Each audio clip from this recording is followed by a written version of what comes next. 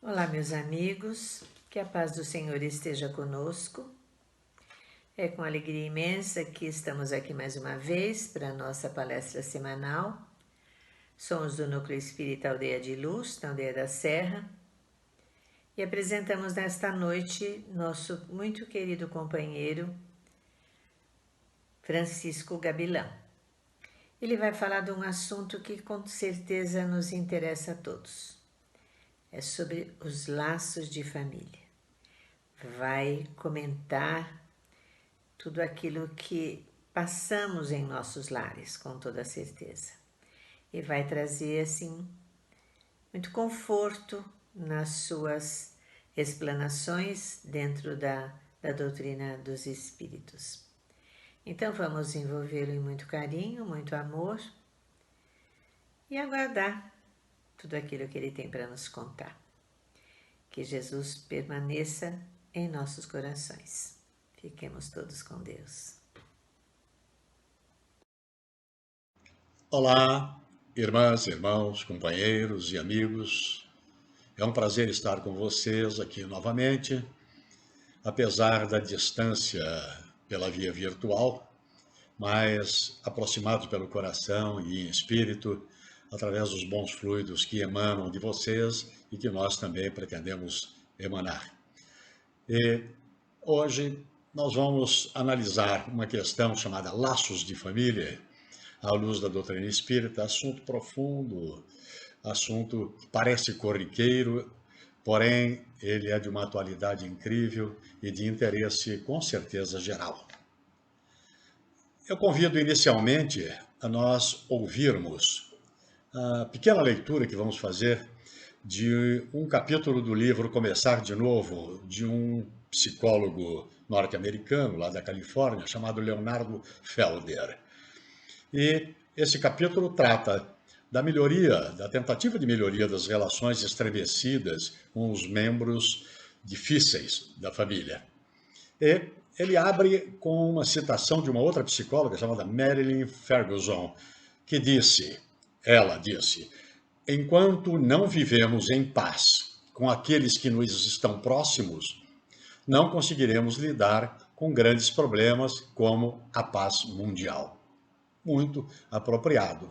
Se não se tem paz no núcleo menor de desenvolvimento da humanidade, que é o lar, será difícil nós estabelecermos a paz mundial.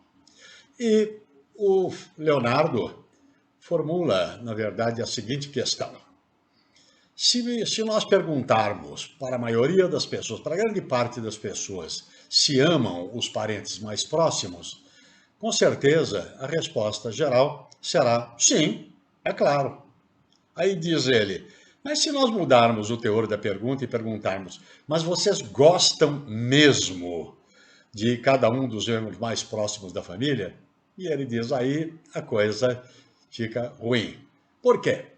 Porque a gente tem que admitir na prática que sempre há uma rusga.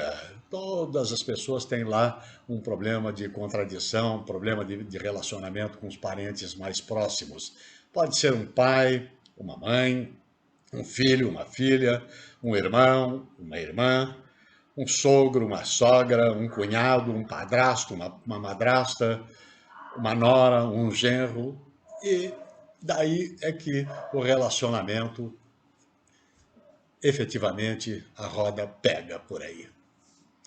Nós vamos aproveitar essa deixa, porque a pergunta que ele faz na sequência do capítulo é como é que isto ocorre? Por que isto ocorre?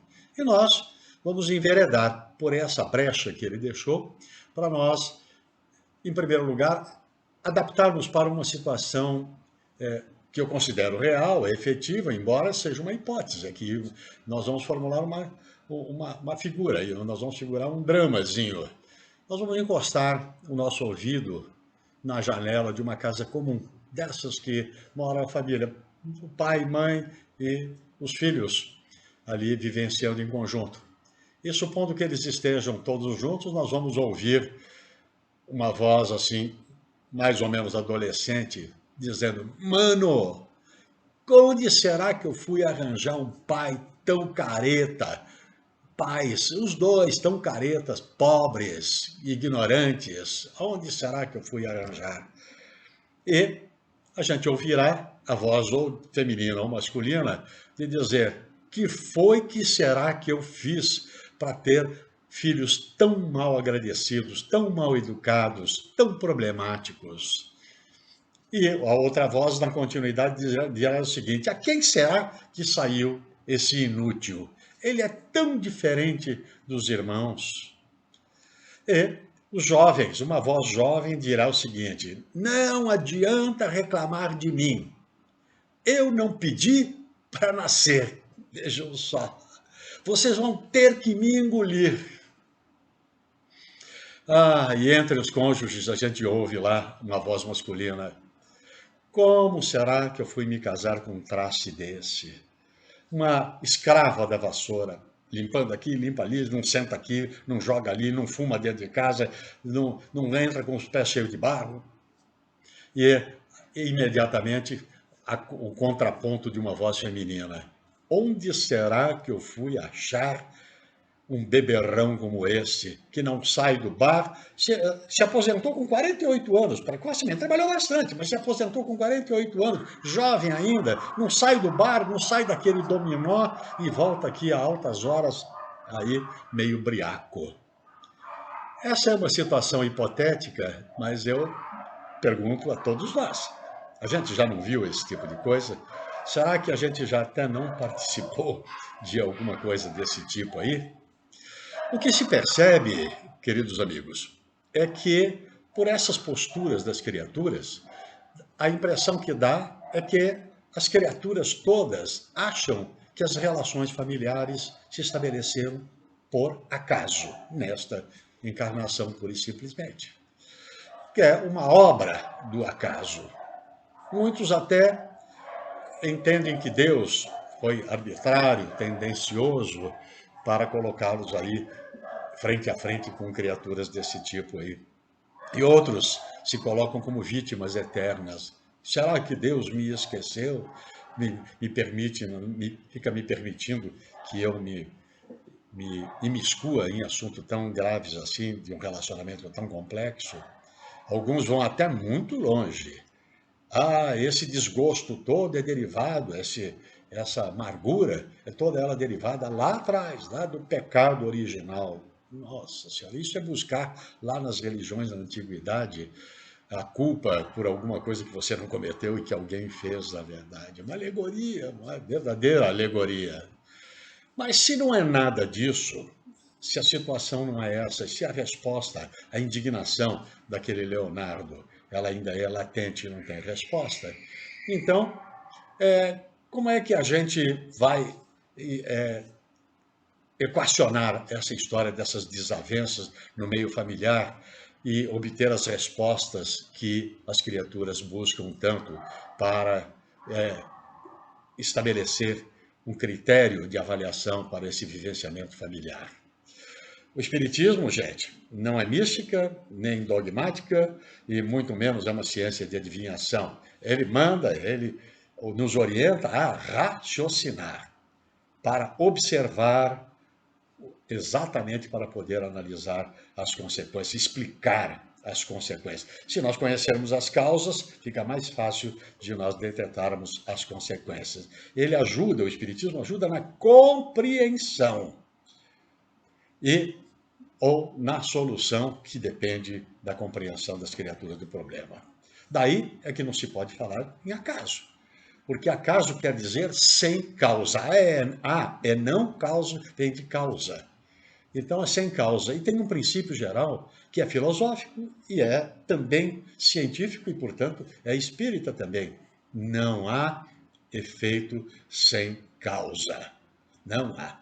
Portanto, o acaso, como dizem os espíritos, ele não existe, porque a todo efeito corresponde uma causa efetivamente.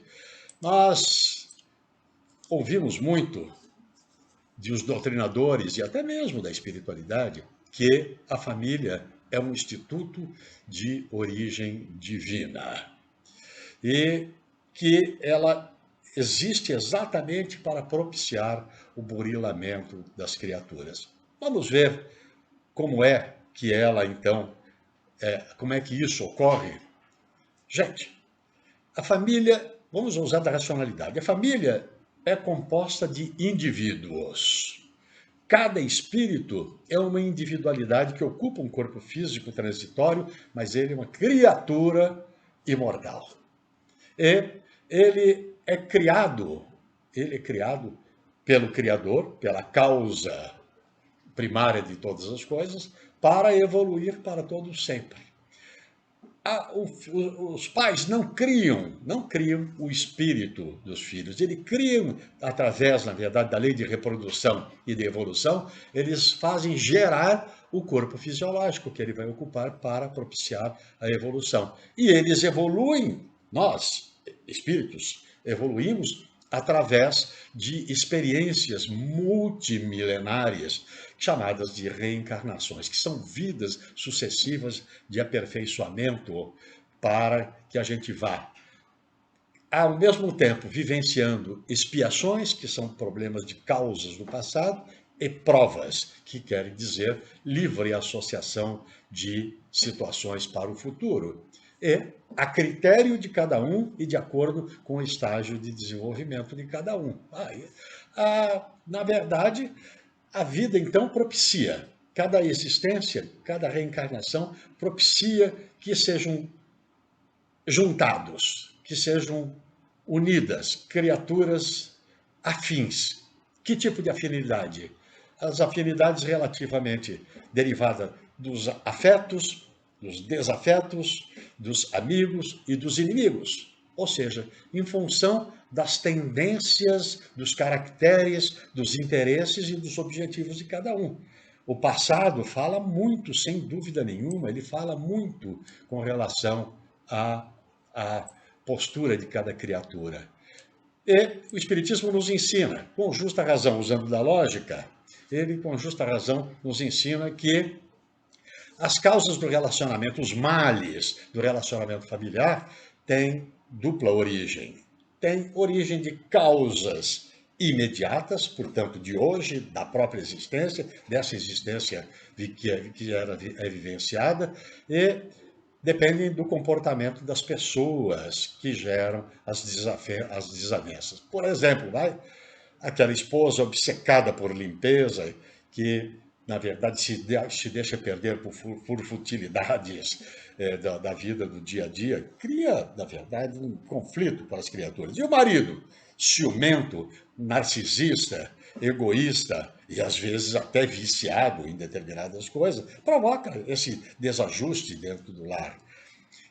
Com relação aos filhos, sem dúvida nenhuma, são aqueles filhos, um desajuste derivado de filhos com aspectos negativos, mal acostumados por vícios institucionais, por defeitos gerados através de múltiplas encarnações, pelos excessos de facilidades, um verdadeiro liberou-geral.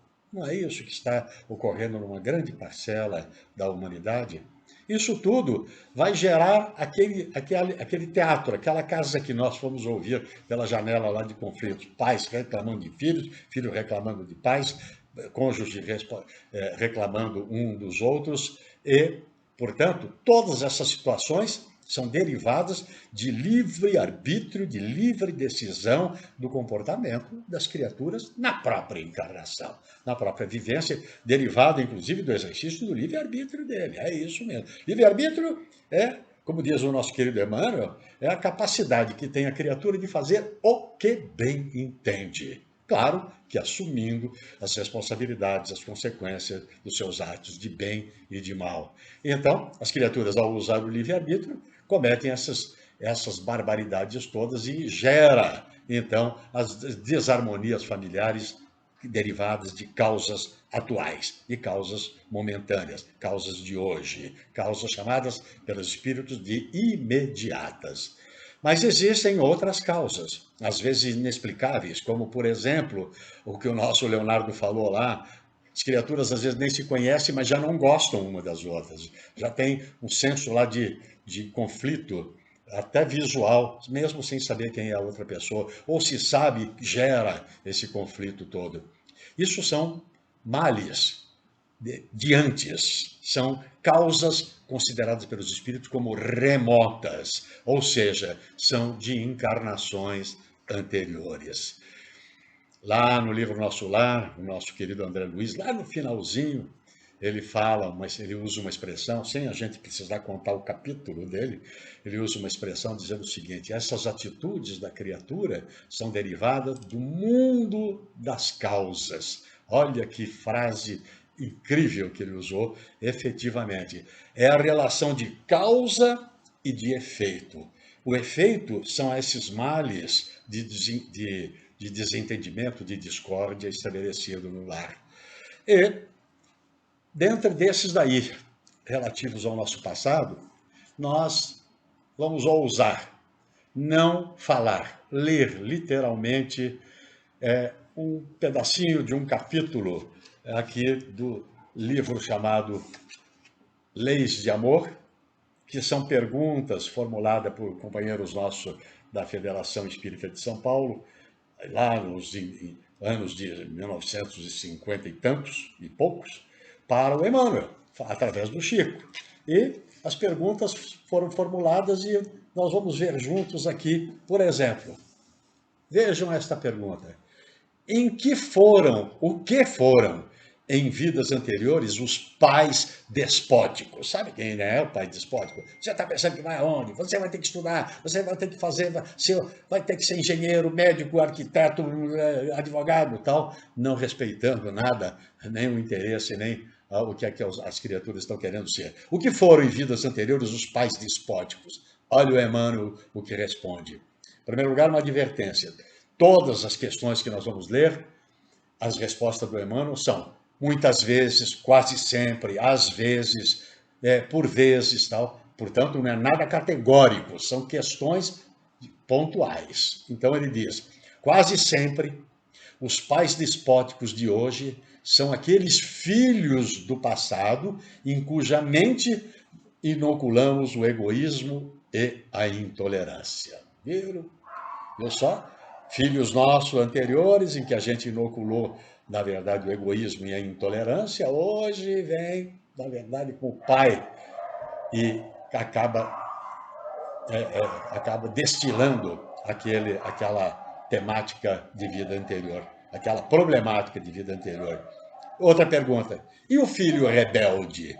O filho rebelde e vicioso é o irmão que arrojamos um dia à intemperança e à delinquência.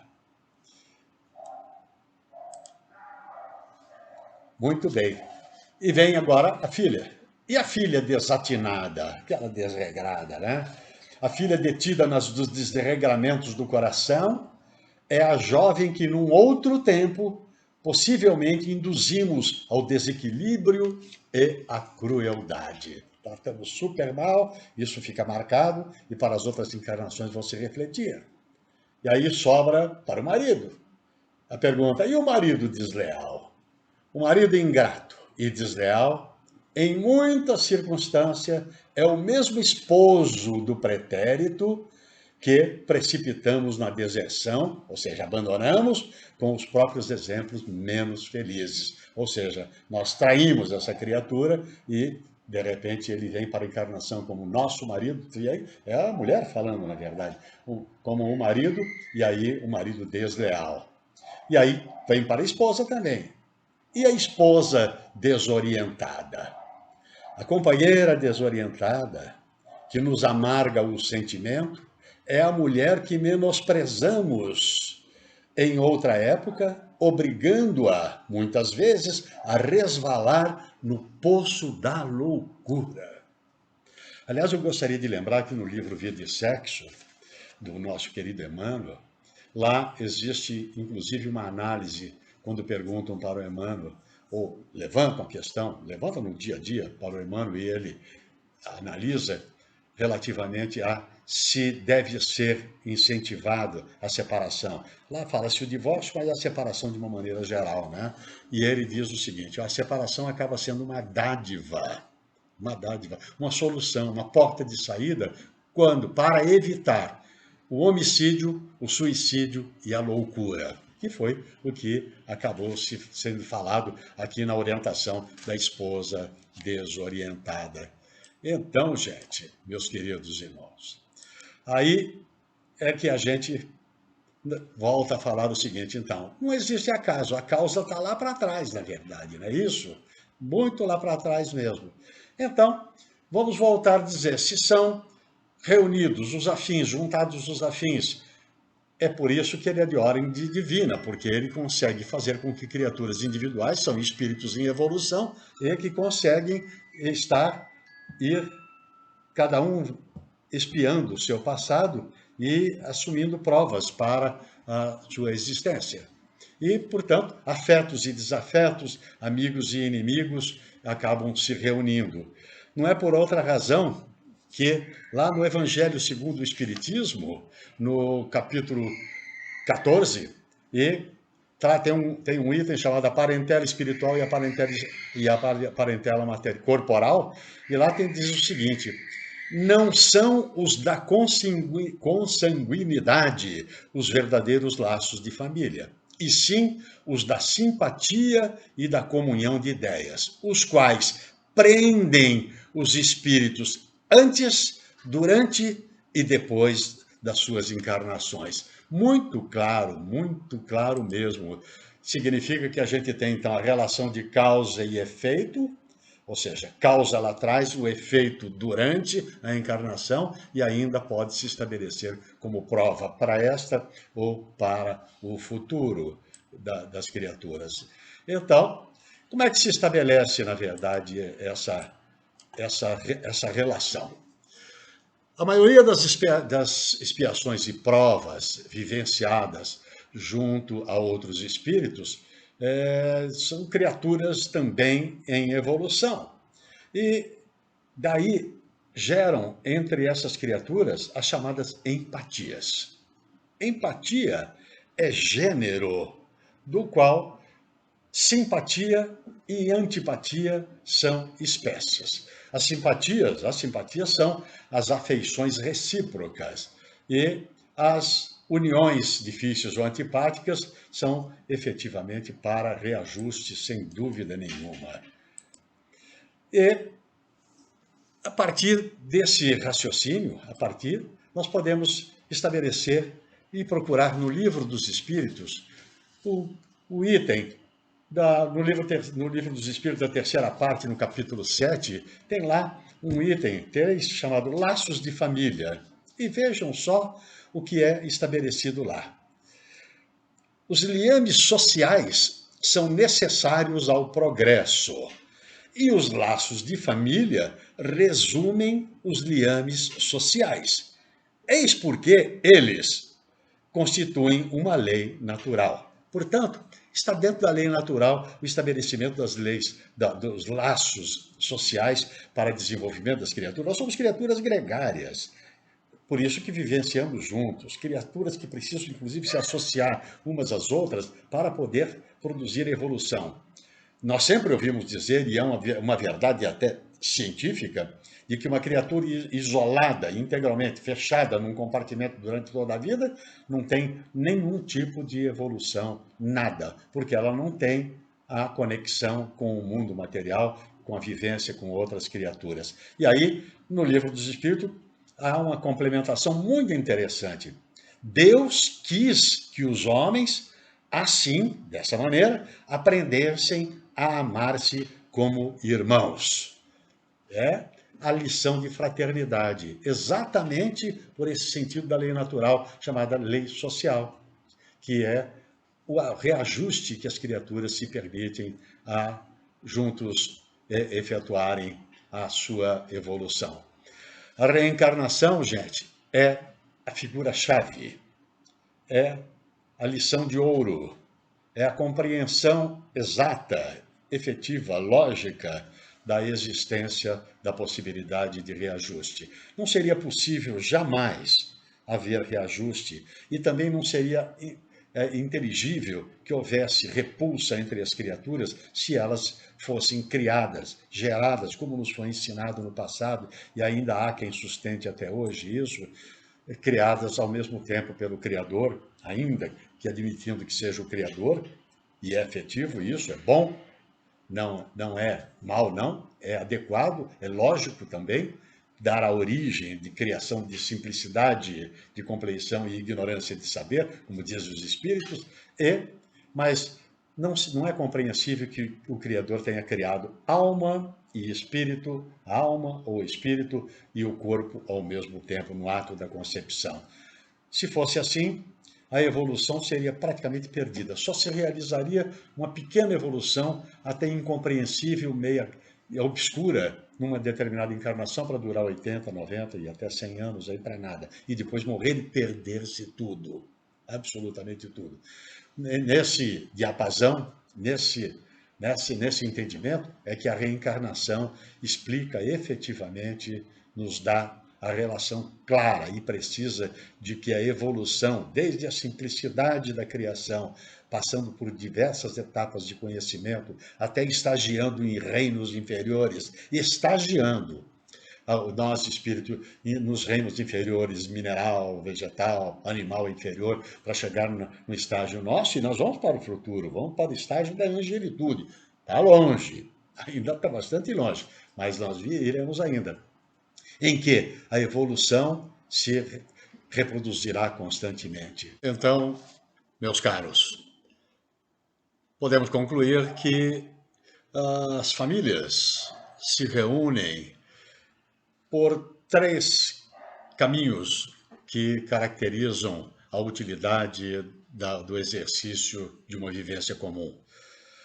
Pela analogia de gostos, pela identidade do progresso moral e, enfim, pela afeição.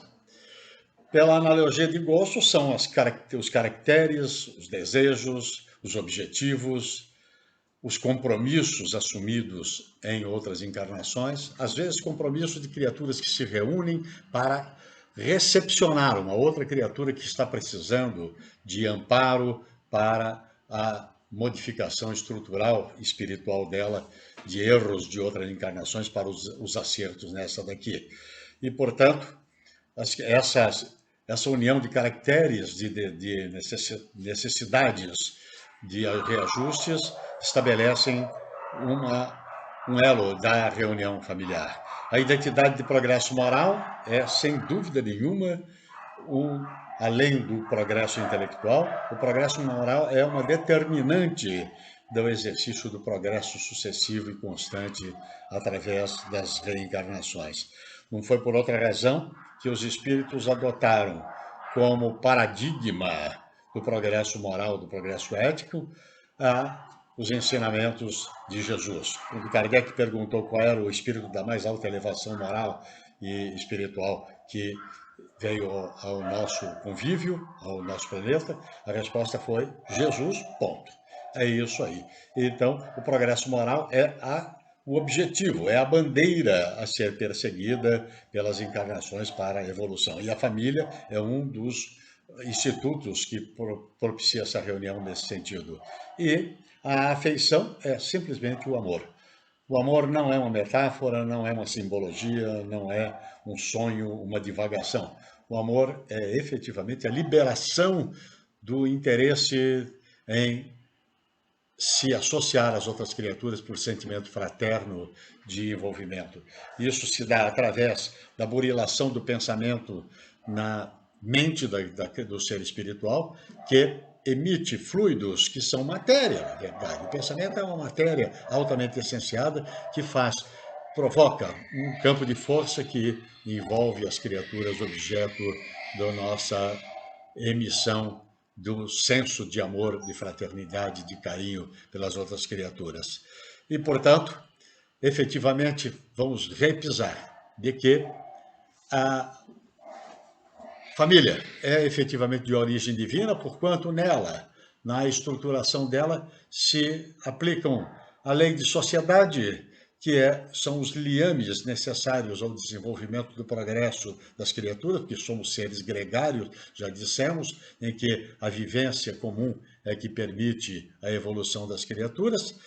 Para que haja a possibilidade dessa vivência na vida física, na vida fisiológica, se reunindo numa família, aplica-se ou se aplica a lei da reprodução, que para poder reencarnar é preciso que haja a perpetuação da espécie humana e, portanto, a vivência comum numa determinada vida.